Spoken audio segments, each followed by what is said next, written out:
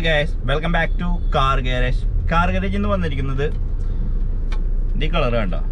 ഇതെന്ന് പറഞ്ഞാൽ പല ടൈപ്പ് കളറാണ്. ഒരു എന്നിട്ട് അതിൻ്റെ പേരെന്താ, ഈ കളറിൻ്റെ പേര് മറന്നുപോയി. അതായത് പല ഷെയ്ഡാണ്. ഇത് ഓടി BMW അടിച്ച് ഒരുപാട് വീഡിയോസും കാര്യങ്ങളൊക്കെ ഓൺലൈനിൽ നിങ്ങൾ കണ്ടിട്ടുണ്ടാവും. അപ്പോൾ ഈ കളർ നമ്മൾക്ക് അടിക്കാൻ പറ്റുമോ, അതിനെന്തെങ്കിലും നിയമ തടസ്സങ്ങൾ ഉണ്ടോ എന്നറിയാൻ വേണ്ടിയിട്ട് RTOയുടെ അടുത്ത് നമ്മൾ പോയിക്കൊണ്ടിരിക്കുകയാണ്. ഞങ്ങൾക്കൂടെ RTOയിൽ പോയിക്കൊണ്ടിരിക്കുകയാണ്. ഇത് തന്നെ വേണ്ട പല ഷെയ്ഡുകളാണ് വരുന്നത്. കാണാണെന്ന് വിചാരിക്കുന്നു. പല ഷെയ്ഡാണ്, ഒറ്റ കളറല്ല. അപ്പോൾ ഇതിന് വല്ല നിയമ തടസ്സം ഉണ്ടോ എന്ന് നമ്മൾ അറിയണം. എന്നാലും നമുക്ക് ഈ കളർ നമുക്ക് വണ്ടികൾക്ക് അടിച്ചു കൊടുക്കാനായിട്ട് സാധിക്കുള്ളൂ. ഈ കളർ എന്ന് പറഞ്ഞിട്ടുണ്ടെങ്കിൽ ഇത്തിരി കോസ്റ്റ്ലി കളറാണ്. നമ്മൾ സാധാരണ ഒരു കളർ പർച്ചേസ് ചെയ്യണമെങ്കിൽ നമുക്ക് ഈ ഒരു കളർ പർച്ചേസ് ചെയ്യാൻ കിട്ടില്ല. എമൗണ്ട് ഇത്തിരി കൂടുതലായിരിക്കും. അതുപോലെ ഇതിന് കുറേ ട്രീറ്റ്മെൻറ്റ് ചെയ്തിട്ട് വേണം ഈ പെയിൻ്റ് അടിക്കാൻ. ഡയറക്റ്റ് ഈ പെയിൻ്റ് അടിക്കാൻ പറ്റില്ല. അതിൻ്റെ ബേസ്, അതിൻ്റെ പേള്, കാര്യങ്ങളെല്ലാം സെപ്പറേറ്റ് ആയിട്ട് വരുന്നത്. അപ്പോൾ അങ്ങനെയൊക്കെ കുറേ കാര്യങ്ങൾ നമ്മൾ ഈ ഒരു കളറിൽ അടങ്ങിയിട്ടുണ്ട്. അപ്പോൾ ഇത് നമ്മൾക്ക് ക്രോംലേഷൻ എന്ന് പറഞ്ഞ കളറാണ്. ക്രോംലേഷൻ എന്ന് പറഞ്ഞൊരു കളറാണ് ഇത്. ഇപ്പോൾ യൂട്യൂബിലൊക്കെ അടിച്ചു നോക്കണമെങ്കിൽ ഒരുപാട് ഓടി BMW, പിന്നെ ഒരു ഇവിടുത്തെ നമ്മുടെ നാട്ടിൽ തന്നെ ഒരു ഡിസൈറിനൊക്കെ അടിച്ച് ഞാൻ കണ്ടു. അപ്പോൾ ഇതിന് നിയമ തടസ്സം ഉണ്ടെങ്കിൽ നമ്മളിത് അടിച്ചിട്ട് കാര്യമില്ല. കാരണം RTO പിടിച്ചിട്ടുണ്ടെങ്കിൽ വണ്ടി ഫൈൻ അടയ്ക്കാൻ, പിന്നെ നമുക്ക് കളർ മാറ്റാന്നുണ്ടെങ്കിൽ ഭയങ്കര പൈസ നമുക്ക് ചിലവും. അപ്പോൾ ഇതിന് നിയമ തടസ്സം ഇല്ലെങ്കിൽ ഈ വീഡിയോ കൂടെ നിങ്ങൾക്ക് ഇത് അറിയാൻ പറ്റും, ഇത് അടിക്കാൻ പറ്റും എന്നുള്ളത്. അപ്പോൾ ഞാനിപ്പോൾ RTOയുടെ അടുത്ത് ഇരിഞ്ഞാലക്കുട RTO ആണ് ഞങ്ങളുടെ. അപ്പോൾ ഇരിഞ്ഞാലക്കുട RTOയിൽ പോയിക്കൊണ്ടിരിക്കുകയാണ്. അപ്പോൾ അവിടെ എത്തി ആളോട് സംസാരിച്ച് അതിൻ്റെ വിശേഷങ്ങൾ അടുത്ത് പറയുന്നതാണ്. അപ്പോൾ കാണാം.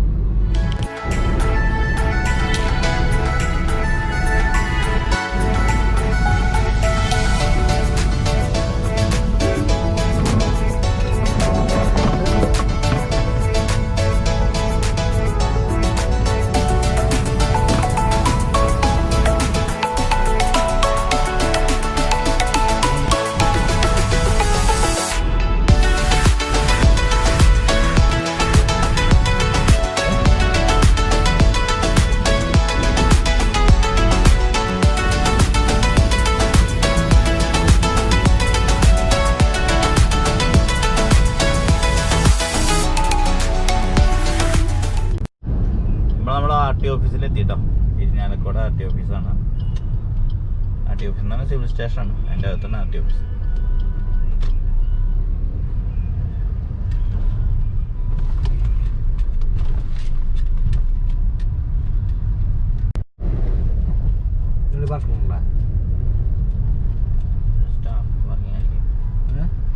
സ്റ്റാഫ് പറഞ്ഞാൽ അതാ റവന്യൂവിൽ വന്ന ആൾക്കാരാണ്. പോട്ടെ, നേരെ പോട്ടെ. അപ്പോൾ നമ്മൾ RTO ഓഫീസിലെത്തിയിട്ടോ. അപ്പം ഇനി ഞങ്ങൾ ഇതിൻ്റെ അകത്തേക്ക് ഒന്ന് പോയി നോക്കട്ടെ. സാധനം പിടിച്ചാൽ പോകണം. അപ്പോൾ ആളോട് ചോദിക്കണം, കൺഫേം കിട്ടുമോ നോക്കട്ടെ.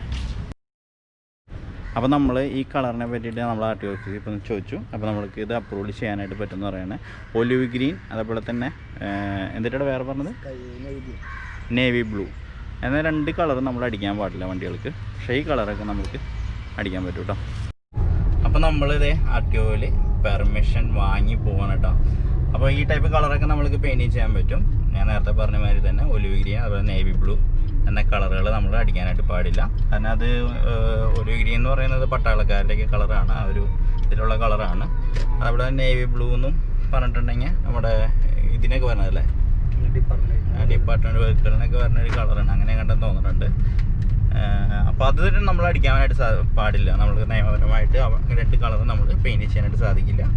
ഇത് നമുക്ക് പെയിൻറ്റ് ചെയ്യാം. പക്ഷേ ഇത് നമ്മൾ RTOയിൽ ചേഞ്ച് ചെയ്യണം. നമ്മൾ പെയിൻറ്റ് ചെയ്യാമെന്നും പറഞ്ഞിട്ട് വണ്ടിയുടെ ഇത് നമ്മുടെ RC ബുക്കിൽ കിടക്കുന്ന കളറ് വൈറ്റാണ്. നമ്മളത് പെയിൻറ്റിങ് കളർ ചെയ്തതിന് ശേഷം ഈ കളർ കൊണ്ടു നടക്കണം, ഈ കളറിൻ്റെ നിയമ തടസ്സം എന്താണ്, അത് ശരിയാവില്ല. നമ്മുടെ RTO ഓഫീസിൽ പോയിട്ട് നമ്മളെ പേപ്പറിലും കളർ ചേഞ്ച് ചെയ്യേണ്ടതായിട്ടുണ്ട്. ഇതിൻ്റെ കളറിൻ്റെ പേര് പിന്നെ ക്രോമിനേഷൻ എന്ന് പറഞ്ഞിട്ടുള്ള ഈ ഒരു കളറ്. ഇപ്പോൾ വൈറ്റ് ആണെങ്കിൽ വൈറ്റ് ചേഞ്ച് ചെയ്ത് ക്രോമിനേഷൻ എന്ന് പറഞ്ഞ കളറ് അടിച്ചു വന്ന് നമ്മുടെ RTOയിൽ, അതായത് നമ്മുടെ RC ബുക്കിൽ നമ്മൾ രേഖപ്പെടുത്തണം. അതിന് ഒന്നുമില്ല, വൈറ്റ് പേപ്പറിൽ എഴുതി കൊടുക്കാൻ. എൻ്റെ വണ്ടിയുടെ കളറ് വൈറ്റ് കളറായിരുന്നു. ആ കളറിനെ ഞാൻ ക്രോമിനേഷൻ എന്ന് പറഞ്ഞ കളറിലേക്ക് ചേഞ്ച് ചെയ്തു എന്ന് ഇന്ന വണ്ടി നമ്പർ, ഇന്ന വണ്ടി എന്നൊക്കെ എഴുതി കൊടുത്തിട്ടുണ്ടെങ്കിൽ അത് നമുക്കൊരു 5 ദിവസത്തിൽ പേപ്പറും മാറി കിട്ടും കേട്ടോ. അപ്പോൾ പിന്നെ വേറെ നിയമ തടസ്സം കാര്യങ്ങളൊന്നുമില്ല. ഇപ്പോൾ നമ്മൾ RTO ഒരു വഴിയിൽ നമ്മളെ വണ്ടി പിടിച്ചു എന്ന് വിചാരിച്ചിട്ടുണ്ടെങ്കിൽ നമ്മൾ നേരെ നമ്മുടെ RC ബുക്ക് കാണിച്ചു കൊടുക്കാം. ക്രോമിനേഷൻ തന്നെ കളറാണ് എന്ന് പറഞ്ഞിട്ടുണ്ടെങ്കിൽ കുഴപ്പമില്ല. പക്ഷെ അതിൽ RTO നമ്മുടെ ഇപ്പോൾ വഴിയിൽ വെച്ചിട്ട് RTO പിടിച്ചു, പക്ഷേ പേപ്പറിൽ നിന്ന് നോക്കിയപ്പോൾ പേപ്പറിൽ വൈറ്റ് കളറാണ്, വണ്ടി അടിച്ചാണ് കോമ്പിനേഷൻ കളറാണെങ്കിൽ നിയമ തടസ്സമാണ്. കാരണം അത് നമ്മൾ നിയമപരമായിട്ട് പേപ്പറിലും കൂടി ചേഞ്ച് ചെയ്യണം. ഏത് കളർ അടിച്ചാലും, അത് ഏത് കളർ അടിച്ചാലും, ഈ കളർ എന്നല്ല ഏത് കളർ അടിച്ചാലും. അപ്പോൾ ഈ ടൈപ്പ് കളറൊക്കെ നമുക്ക് പെയിൻറ്റ് ചെയ്യാനായിട്ട് സാധിക്കും കേട്ടോ. ഇരിഞ്ഞാലക്കുട RTO ഓഫീസിൽ ഡയറക്റ്റായിട്ട് ഞങ്ങൾ പോയി അന്വേഷിച്ചു. ഞങ്ങൾ ഇതിക്ക് മുമ്പേയും പോയി ഇതിനെപ്പറ്റി അന്വേഷിച്ചിരുന്നു. അപ്പോൾ നമ്മൾക്ക് വേറെ മെയിൻ ഓഫീസർ ഉണ്ടായിരുന്നില്ല. അപ്പോൾ 2-3 ഓഫീസർമാരും അന്നും പറഞ്ഞു ഇതൊക്കെ അടിക്കാടാ കുഴപ്പമൊന്നുമില്ല എന്നും പറഞ്ഞിരുന്നു. പക്ഷെ ഇന്നിപ്പോൾ ഡയറക്റ്റ് നമ്മൾ മെയിനായിട്ടുള്ള ഓഫീസറെ പോയി കണ്ടു. ആളുടെ പേരും കാര്യങ്ങളൊന്നും പറയാനില്ല, വേറെ നമുക്ക് വേറെ എന്തെങ്കിലും ഇഷ്യൂസ് ഉണ്ടെങ്കിൽ അതൊരു ഇതാവില്ലേ. അപ്പോൾ കണ്ടു, അപ്പോൾ ആൾ സമ്മതിച്ചു, ഒരു കുഴപ്പമില്ല, നിങ്ങൾ പോയി അടിക്കി എന്ന് പറഞ്ഞേ. അപ്പോൾ ലാൻസറിനാണ് ഈ കളർ അടിക്കണേന്ന് പറഞ്ഞപ്പോഴാണ് അതിനിപ്പോൾ എന്താ പോയി അടിക്കി. ഓക്കെ, അപ്പോൾ ഈ ഒരു കാര്യം നിങ്ങളെ അറിയിക്കാൻ വേണ്ടിയിട്ട് ചെറിയ വീഡിയോ ചെയ്തതാണ്. അപ്പോൾ എല്ലാവരും ഡൗട്ടും കാര്യങ്ങളും. പിന്നെ ഈ ഒരു കളർ അടിക്കാനായിട്ട് നമ്മളിപ്പോൾ സാധാരണ ഇപ്പോൾ സാധാരണ വെഹിക്കിൾക്ക് 35,000 രൂപയാണെങ്കിൽ 35,000 രൂപയ്ക്കൊന്നും ഈ കളർ നമ്മൾക്ക് അടിക്കാൻ പറ്റില്ല. കാരണം ഈ ഒരു കളറിന് ഈ ഒരു നല്ല ക്വാളിറ്റി, അതായത് ഒരുപാട് ബ്രാൻഡ് വരുന്നുണ്ട്. നല്ല ബ്രാൻഡിൻ്റെ ഈ ഒരു കളറ് 1 ലിറ്ററിന് വരുന്ന റേറ്റ് 35,000 രൂപയാണ്. നല്ല ബ്രാൻഡിൻ്റെ കേട്ടോ, 30,000 രൂപയാണ്. അപ്പോൾ അതിൻ്റെ വേറെ ബ്രാൻഡുകളുണ്ട്. നല്ല ബ്രാൻഡ് അടിക്കണമെങ്കിൽ 30,000 രൂപ 1 ലിറ്ററിന് വരും. അപ്പോൾ അങ്ങനെയൊക്കെ കുറേ കോസ്റ്റ്ലിയാണ് ഈ കളറ്. അപ്പോൾ അതുകൊണ്ട് തന്നെയാണ് നമ്മൾ ഈ കളറിനെ പറ്റി അന്വേഷിക്കാനും കാര്യങ്ങളൊക്കെ പോയത്.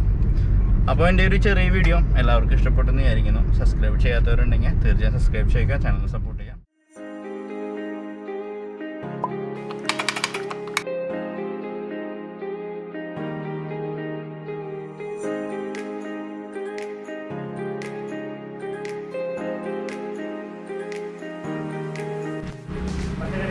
എൻ്റെ ബോണറ്റാണ് നിങ്ങൾ ഈ കാണുന്നത്, ഫോർച്യൂണറിൻ്റെ ബോണറ്റാണ്.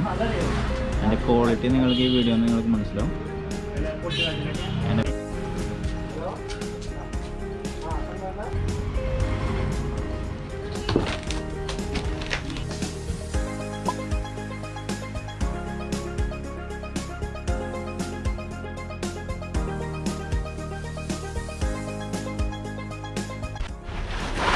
ഫോർച്യൂണറിൻ്റെ സൈഡ് സെൻറ്ററാണിത്.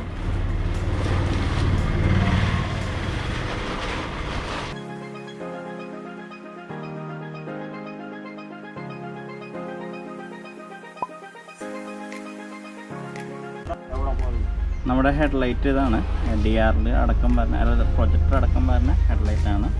അതായത് നമ്മുടെ പ്രൊജക്ടർ അടക്കം വരുന്ന ഹെഡ്ലൈറ്റാണല്ലോ ഫോർച്യൂണർ എന്നത്. ആ ഒരു ഹെഡ്ലൈറ്റാണ്. അത്യാവശ്യം നല്ല ക്വാളിറ്റിയുള്ള ഹെഡ്ലൈറ്റാണ്. ഇങ്ങനെ ഫിനിഷിംഗ് ഒക്കെ കാണാവുന്നതാണ്.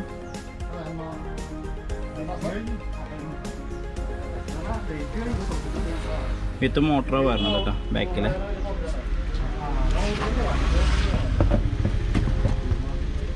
ഹെഡ്ലൈറ്റ് കേട്ടോ.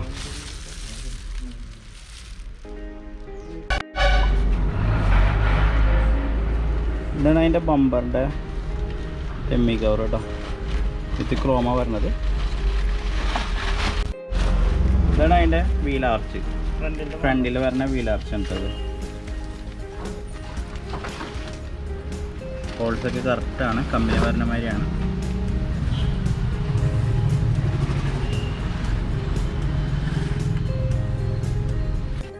വീൽ ആർച്ചിൻ്റെ ഒക്കെ ബ്രാൻഡ് എന്ന് പറഞ്ഞിട്ടുണ്ടെങ്കിൽ AGP എന്ന് പറഞ്ഞാൽ നമ്മൾ ഇന്നോവയ്ക്ക് യൂസ് ചെയ്യുന്ന ടൈപ്പ് ഓർഗനൈസേഷൻ്റെ പാർട്സ് തന്നെയാണ്. AGP എന്ന് പറഞ്ഞ പാർട്സ് തന്നെയാണ് വീൽ ആർച്ചിൻ്റെ ഒരു ഇതും വരുന്നത്. അതേപോലെ തന്നെ ബോഡി പാർട്സും AGP എന്ന് പറഞ്ഞ കമ്പനിയിലാണ്. നല്ലൊരു ബ്രാൻഡാണ് ഇന്നോവയ്ക്ക്. ഇപ്പം ഞങ്ങൾ ഏകദേശം ഒരു 400 വണ്ടി ചെയ്ത് ഈ ഒരു പാർട്സ് വെച്ചിട്ടുണ്ട് കേട്ടോ.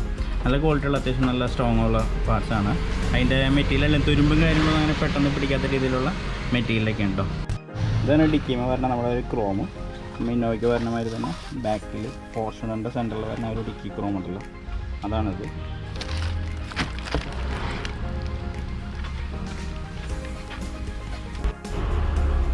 നമ്മുടെ മെയിൻ ഐറ്റം ഫ്രണ്ടിലെ ഗ്രില്ല്, Type 2ൻ്റെ ഫ്രണ്ട് ഗ്രില്ലാണ്.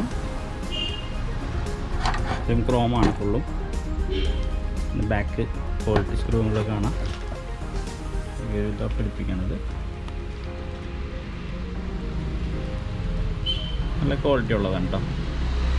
ഫുള്ളും ക്രോമാണ്, അതായത് അങ്ങനെ മങ്ങിപ്പോവാന്നുള്ള പ്രശ്നം കാര്യങ്ങളൊന്നും ഇല്ല. ബാക്കിൽ ഡിക്കിമ പറഞ്ഞ റിഫ്ലക്ടറാണിത്.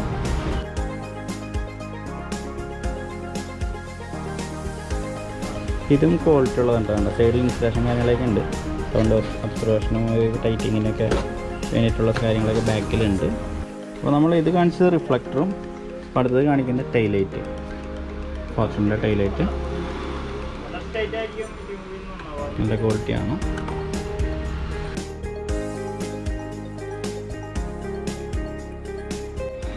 അപ്പോൾ നമ്മുടെ ഫോർച്യൂണറിൻ്റെ ഫ്രണ്ടിലെ ബമ്പറാണിത്. ഈ ബമ്പറിൻ്റെ ഈ വൈപ്പർ സ്പ്രേയുടെ ഈ സെറ്റിംഗ് ചെയ്യുന്ന സാധനം സെപ്പറേറ്റ് നമ്മളുടെ വരുന്നുണ്ട് കേട്ടോ. ഇതിൻ്റെ കൂടെ തന്നെ വരുന്നുണ്ട്. ഇതിൻ്റെ തിക്നെസ് ഞാൻ നിങ്ങളെ കാണിച്ചു തരാം.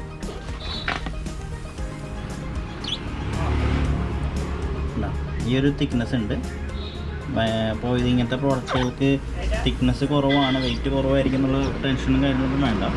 അത്യാവശ്യം നല്ല തിക്നെസ് ഉള്ള സാധനമാണ്. പ്രൊമോഷന് വേണ്ടി പറയുന്നതല്ല. AGP നമ്മൾ യൂസ് ചെയ്യുന്ന ഒരു പ്രോഡക്റ്റാണ്. ഇന്നോവയ്ക്ക് നമ്മൾ യൂസ് ചെയ്യുന്ന ഇത്ര നാൾ യൂസ് ചെയ്യുന്ന ഒരു പ്രോഡക്റ്റാണ്. അതിൻ്റെ ക്വാളിറ്റി എന്തായാലും ഈ ഫോർച്യൂണറിൻ്റെ കിറ്റിനും കിട്ടിയിട്ടുണ്ട് കേട്ടോ. അപ്പോൾ ഫോർച്യൂണർ കൺവേർഷന് വേണ്ടിയിട്ട് നമുക്ക് മെയിനായിട്ടുള്ള പാർട്സുകൾ എന്തായിരിക്കുന്നത് ഞാൻ ആദ്യം പറഞ്ഞത് നിങ്ങൾക്ക്. ഫ്രണ്ടിലെ bonnet, 2 side fender, headlight, bumper, grill, fog lamp dummy, അതേപോലെ സെൻട്രൽ സ്റ്റേ വരുന്നുണ്ട്. ബാക്കിലെ ഫെൻഡറിൻ്റെ അവിടെ വീൽ ആർച്ച് വരുന്നുണ്ട്.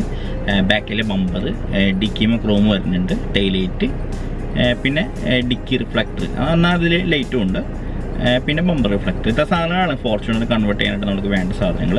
നമ്മളിപ്പോൾ ഇവിടെ നമ്മൾ നിലവിൽ വന്നിരിക്കുന്ന പാർട്സ് എന്ന് പറഞ്ഞിട്ടുണ്ടെങ്കിൽ AGP എന്ന് പറഞ്ഞ കമ്പനിയാണ്. നമ്മൾ ടൊയോട്ട ഇന്നോവ എങ്ങനെയാണ് കൺവേർട്ട് ചെയ്യണേ ആ ഇതിലുള്ള പാർട്സ് തന്നെയാണ് നമ്മൾക്കിവിടെ വന്നിരിക്കുന്നത്. AGP എന്ന് പറഞ്ഞ കമ്പനിയുടെ ബോണറ്റാണ് വന്നിരിക്കുന്നത്. അതുപോലെ തന്നെ AGP എന്ന് പറഞ്ഞ കമ്പനിയുടെ ഫെൻഡർ, അതുപോലെ തന്നെ AGP എന്ന് പറയുന്ന കമ്പനിയുടെ ബമ്പർ, ബാക്ക് ബമ്പർ, ആർച്ച്, നമ്മുടെ ഫെൻഡർമാറിന് ആർച്ച് കാര്യങ്ങളെല്ലാം AGP തന്നെ കമ്പനിയുടെ ആണ്.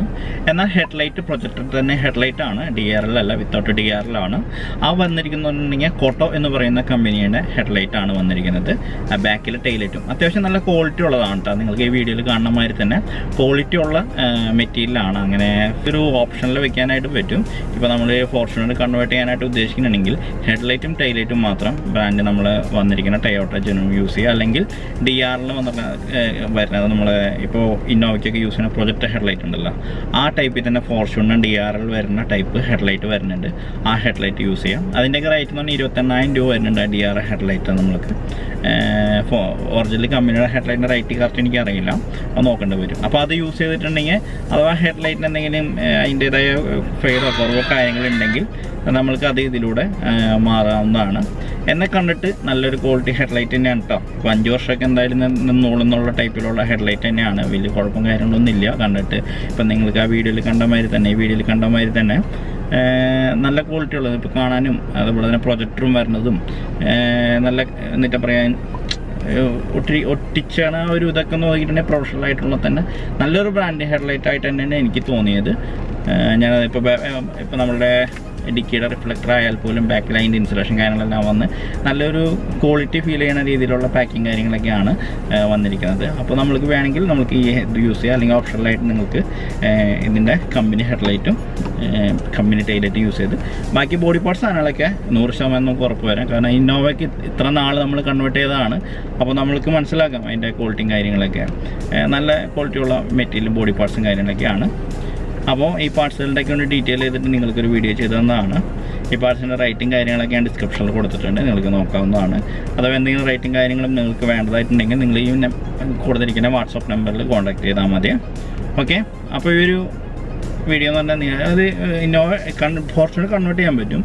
എന്നാൽ ഏതൊക്കെ തരത്തിലുള്ള പാർട്സുകളാണ് യൂസ് ചെയ്യേണ്ടതെന്നുള്ള ഐഡിയ നിങ്ങൾക്ക് എത്തിക്കാൻ വേണ്ടിയിട്ട് ഒരു വീഡിയോ ചെയ്തിരുന്നതാണ്. അപ്പോൾ എല്ലാവർക്കും ഈ ഒരു വീഡിയോ ഇഷ്ടപ്പെട്ടെന്ന് വിചാരിക്കുന്നു. സബ്സ്ക്രൈബ് ചെയ്യാത്തവരുണ്ടെങ്കിൽ തീർച്ചയായും സബ്സ്ക്രൈബ് ചെയ്യുക, ചാനലിനെ സപ്പോർട്ട് ചെയ്യുക. തുടർന്ന് ഇതുപോലുള്ള വീഡിയോസ് ഇങ്ങനെ ഇങ്ങനെ ഉണ്ടാവുന്നതാണ്. ഇപ്പോൾ നിങ്ങൾക്ക് ആർട്ടിയുടെ ആ ഒരു ഇത് മനസ്സിലായില്ലേ, നമുക്ക് നേവി ബ്ലൂ അതുപോലെ തന്നെ ഒലിവ് ഗ്രീൻ എന്ന് പറഞ്ഞ കളർ വെച്ച് നമുക്ക് ബാക്കി ഏത് കളർ വേണമെങ്കിലും വണ്ടിക്ക് അടിക്കാവുന്നതാണ്. എന്നാൽ ആ വണ്ടിക്ക് അടിക്കുന്ന കളറ് നമ്മുടെ പേപ്പറിൽ ചേഞ്ച് ചെയ്യണം. ഓക്കെ, അപ്പോൾ അതും മനസ്സിലായെന്ന് വിചാരിക്കുന്നു.